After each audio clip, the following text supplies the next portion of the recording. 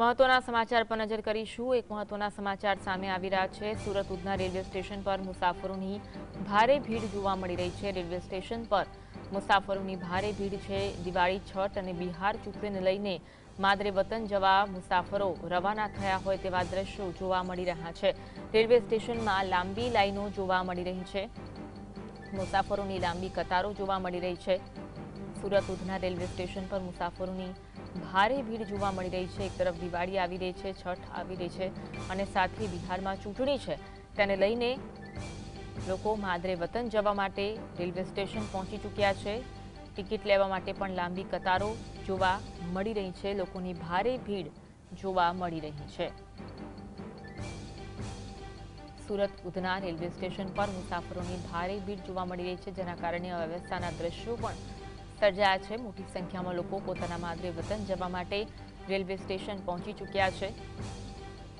એક તરફ દિવાળીનો તહેવાર આવી રહ્યો છે, આ સાથે છઠ પૂજાનો તહેવાર પણ આવી રહ્યો છે અને બિહાર વિધાનસભાની ચૂંટણી પણ છે, તેને લઈને મોટી સંખ્યામાં મુસાફરો માદરે વતન જઈ રહ્યા છે। આજ અંગે વધુ વાત કરીશું। સંવાદદાતા સાહિસ અમારી સાથે લાઈવ જોડાયા છે। સાહિસ, ઉધના રેલવે સ્ટેશન પર મુસાફરોની ભારે ભીડ, વિગત જણાવશો। બિલકુલથી ચોક્કસપણે દિવાળી અને છઠ પૂજાને ધ્યાનમાં રાખી સુરતની અંદર મોટી સંખ્યામાં પરપ્રાંતિયો કામ ધંધા કરતા હોય છે। ત્યારે દિવાળીનો તહેવાર આવતો હોય અને છઠ પૂજા આવતી હોય ત્યારે મોટી સંખ્યામાં મુસાફરો જે છે તે ઉધના રેલવે સ્ટેશન ખાતેથી વતન જતા હોય છે। ત્યારે ઉધના રેલવે સ્ટેશન ખાતે મુસાફરોની લાંબી લાઈનો જોવા મળી હતી। હાલ તો અત્યારે ટ્રેન આવી ચૂકી છે અને હાલ અત્યારે તમામ મુસાફરોને જે છે તે બેસાડી દેવામાં આવ્યા છે। પરંતુ ચોક્કસપણે કહી શકાય કે જે રીતના વહેલી સવારથી જ જે રીતના મુસાફરોની ભીડ જે છે તે ઉધના રેલવે સ્ટેશન ખાતે ઉમટી પડી હતી અને તેને લઈને ભાગલપુર સુરત જે રીતના સુરતથી ભાગલપુર જવાવાળી ટ્રેન જે છે તે અત્યારે 10:20 ઉપડવાની છે અને તેને લઈને અત્યારે મોટી સંખ્યામાં મુસાફરોની ભીડ જે છે તે જોવા મળી હતી। અને હાલ અત્યારે ખાસ કરીને વાત કરવામાં આવે તો સુરતની અંદર મોટી સંખ્યામાં કામ અને રોજગારી મેળવવા માટે મુસાફરો જે છે તે અલગ અલગ રાજ્યોમાંથી સુરત જે છે તે આવતા હોય છે અને તેને લઈને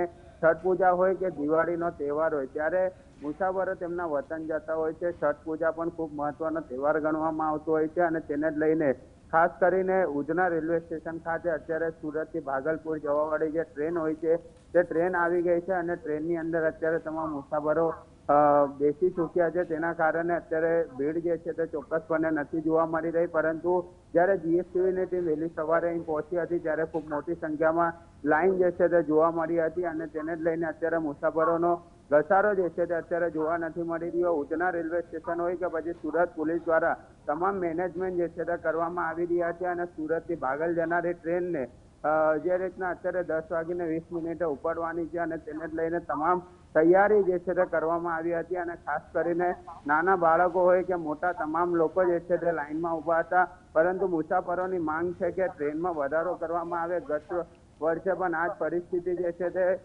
જોવા મળી હતી। જે રીતના ગત વર્ષે સુરત રેલવે સ્ટેશન ખાતે પણ મુસાફરોની પડાપડીની અંદર કેટલીક ઘટના જે છે તે સર્જાઈ હતી, પરંતુ એ ઘટના ફરીથી ન બને તેના માટે સુરત પોલીસ અને ખાસ કરીને રેલવે પોલીસ દ્વારા તકેદારીના ભાગરૂપે તમામ વ્યવસ્થા જે છે તે કરવામાં આવી છે અને તેને લઈને અત્યારે જોઈ શકાય કે ઉધના રેલવે સ્ટેશન ખાતે તમામ મેનેજમેન્ટ જે છે તે યોગ્યપણે કરવામાં આવ્યું છે અને મુસાફરો મોડી રાતથી જે છે તે લાઈનમાં પણ ઉભા રહેતા નજરે પડ્યા હતા। હાલ ટ્રેન આવી ચૂકી છે અને ટ્રેનની અંદર તમામ લોકો બેસી ચૂક્યા છે। જી, આભાર જોડાવા માટે અને માહિતી